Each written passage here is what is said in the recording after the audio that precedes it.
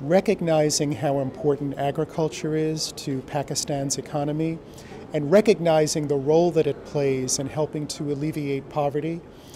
Agriculture is a major featured aspect of our program.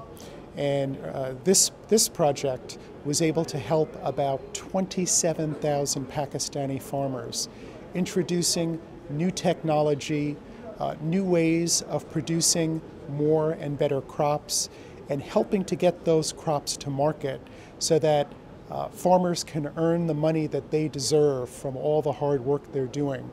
And I'm confident that now and into the future, we're going to see Pakistan's agricultural economy improve, incomes grow, and Pakistanis to become more secure in their food supplies. So that's why we're here celebrating today. Pakistan has some great crops. For example, I'm a big fan of mangoes, and when I came here to Pakistan this summer, I started eating Pakistani mangoes, and they're the best mangoes I've ever tasted.